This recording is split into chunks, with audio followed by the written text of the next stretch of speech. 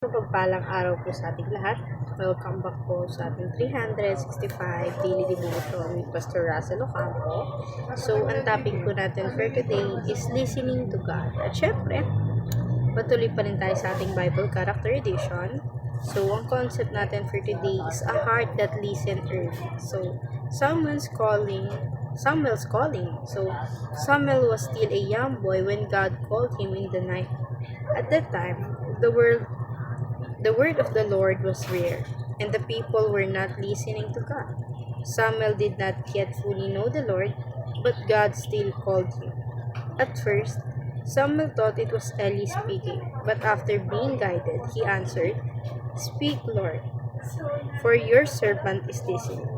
This shows us that God does not wait for us to grow old before He works in our lives. God is sovereign in calling His people, even from a young age. It is God who opens our ears and hearts to hear Him. Samuel's story teaches us that what matters most is not age, but a willing and listen heart before God. Siyempre, patuloy pa rin tayo sa ating Bible Character Edition.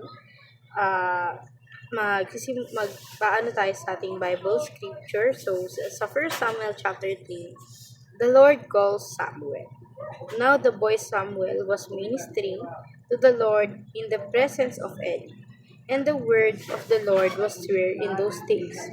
There were no frequent mission.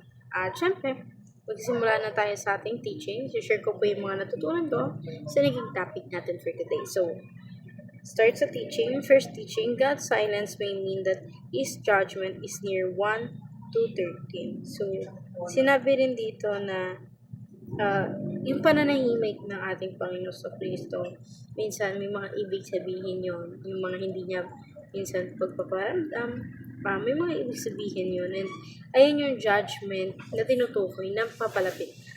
So, sa ating second teaching naman, God speaks to those He calls for a mission. So, si God, kinakausap niya yung mga taong binibigyan niya ng mission or bibigyan niya ng tungkulin sa buhay ng bawat isang tao. So, dadako tayo sa ating application. First application, come before God with a quiet and ready heart. So, sundan natin palagi yung ating Panginoon sa Kristo. Magkaroon tayo ng maayos na pakikipag-ugnayan sa Kanya. So, bumalik po tayo sa ating teaching. Sa third teaching natin, nakaligtaan po sa God reveals Himself to establish an intimate relationship. So, si God, pinapakita niya or pinapakilala niya yung sarili niya upang sa ganun, establish yung relationship niyo between sa Kanya at sa iyo.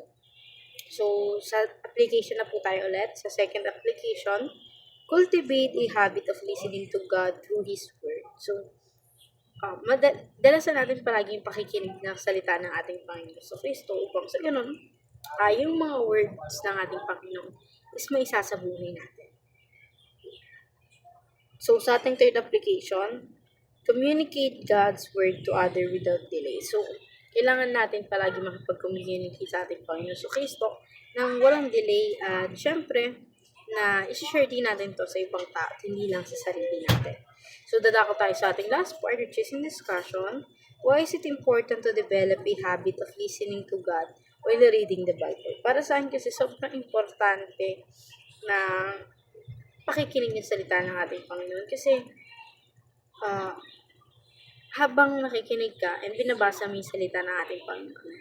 For example, sinabi ng brother nyo na eto yung sa teaching, ganito, ganyan. Siyempre, habang binabasa yun, mas alam mong nauunawaan yung salita ng Panginoon na kung saan i-describe sa inyo ng kanyang missioner na ipinapakarinig sa tao ang kanyang mga salita at pinauunawa. So, ayan lamang po for today's discussion. Thank you for watching.